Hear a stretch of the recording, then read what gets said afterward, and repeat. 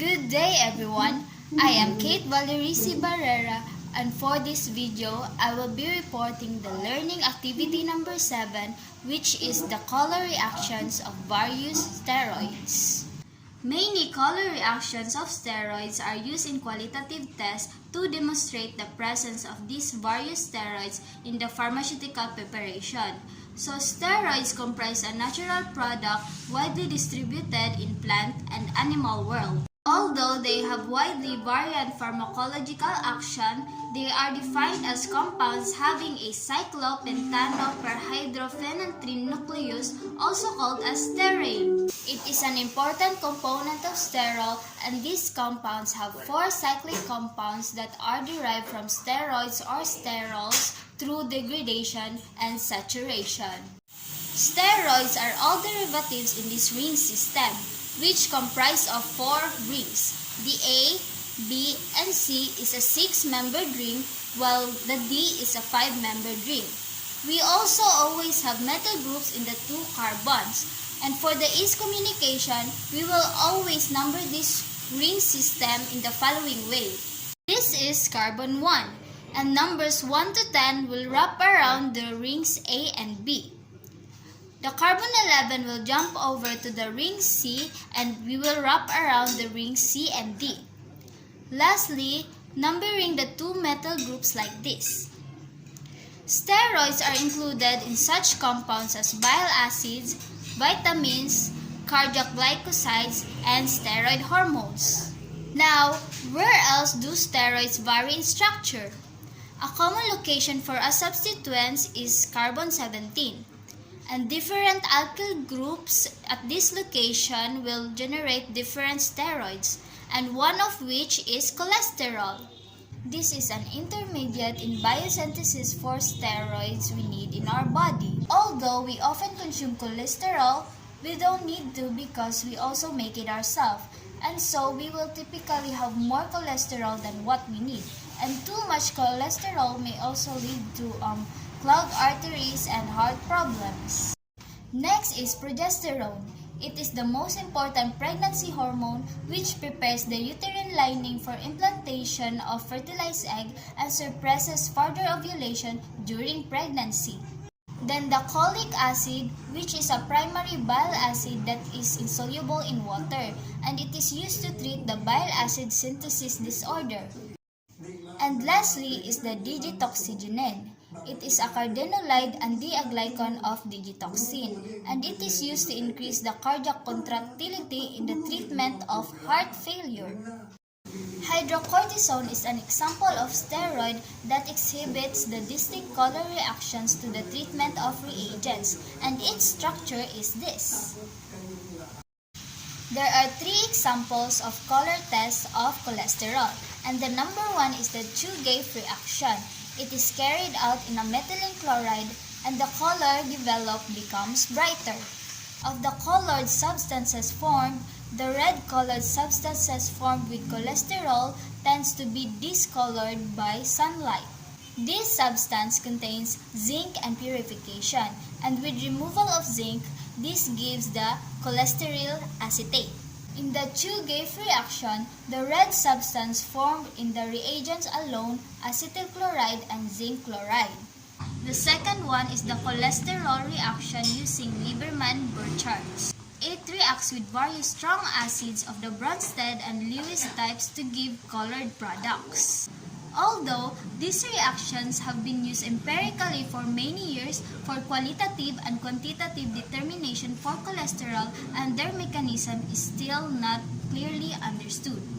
Among the many color reactions for cholesterol, the Lieberman-Burchardt procedure was most widely used. This reaction was described initially by Lieberman in 1885 and applied to cholesterol analysis shortly after Burchard. Chloroform was used as a solvent in the early studies, but the Lieberman-Burchard reaction as performed today is carried out in acetic acid, sulfuric acid, and acetic anhydride medium. The third one is the cholesterol reaction using Zach reaction. This is the other widely used method which was first applied to cholesterol analysis by Zlatkis, Zach, and Boyle in 1953. It is carried out in acetic acid and sulfuric acid in the absence of acetic anhydride. In this reaction, however, ferric ion must be added to obtain the desired colored species. The learning resources of this activity are hydrocortisone, sulfuric acid, distilled water, digitoxin powder, chloroform, benzene, ferric chloride, glacial acetic acid, cholesterol, estradiol benzoate, methanol, and potassium carbonate. Now, let's go to the procedure of hydrocortisone test.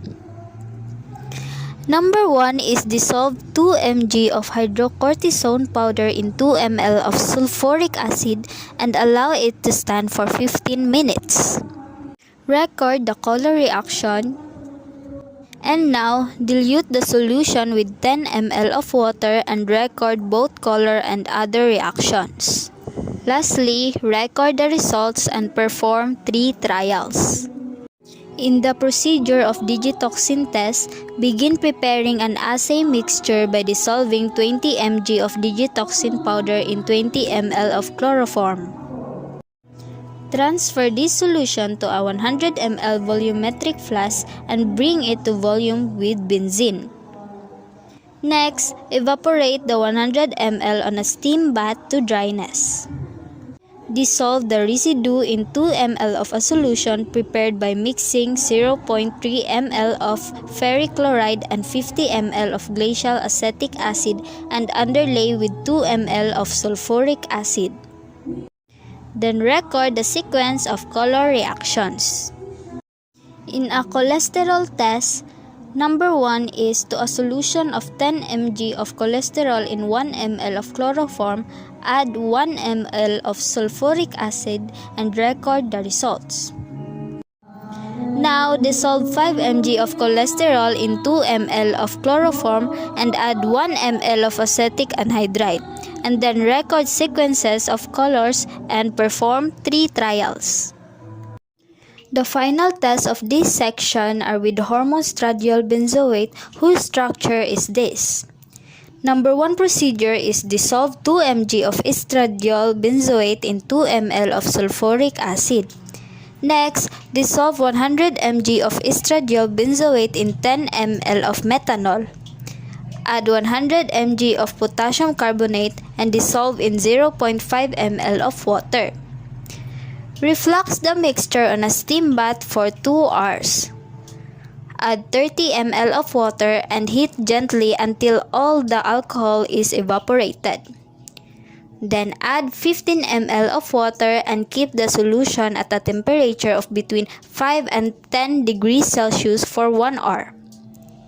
Filter the precipitate, wash it with cold water until the washings are neutral to litmus paper, and dry at 100 degrees Celsius for 1 hour. Set up a melting point apparatus as shown and determine the melting point of the estradiol benzoate. Record the melting point and check the USP or NF to determine accuracy of your measurement. Learning evaluation. The number 1 question is discuss the importance of steroid compounds in the field of medicine. Well, steroids are important in biology, in chemistry, and especially medicines. The steroid groups includes all of the sex hormones, the adrenal cortical hormones, the bile acids and sterols of vertebrates, as well as molting hormones of insects, and many other physiologically active substances of plants and animals. They are a type of medicine with a strong anti-inflammatory effect, and they help to reduce redness, swelling, and soreness. And they come in pill form such as an inhaler and nasal sprays and as creams and ointments. Number 2 question is give 3 examples of drugs that contain steroid nucleus. Prednisolone. Prednisolone is indicated to treat endocrine, rheumatic, hematologic disorder, collagen, dermatologic, allergic, and other conditions like like tuberculosis meningitis. Hydrocortisone. Hydrocortisone is used to treat adrenocortical deficiency, swelling, and inflammation, and it is also used to slow down your immune system. And the third one is betamethasone. It works by activating the natural substances in the skin to reduce swelling, redness, and itching. And it also includes psoriasis, a skin disease in which a red scaly patches form in some areas of our body.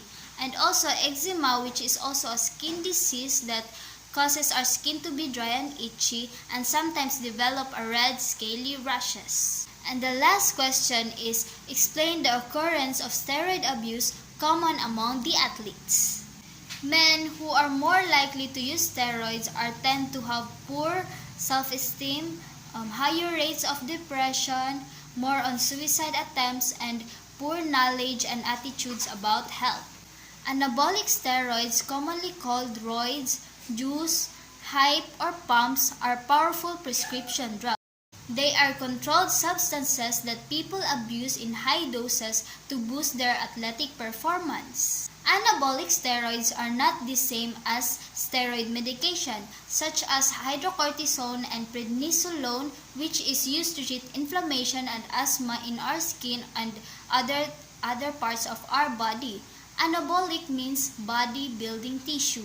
Anabolic steroids helps build muscle tissue and increase body mass by acting like the body's natural hormones, testosterone. So yes, steroids can make you bulk up faster and improves athletics ability, but as with most things, comes with a set of risks and side effects that you're likely to experience as well, such as it will overgrow your forehead, baldness, infertility, breast development, shrinking, premature aging, heart attacks, high blood pressure, psychological effect, and lastly, aggressions and mood swings. So that's it for the discussion about learning activity number 7, which is a color reaction in various steroids.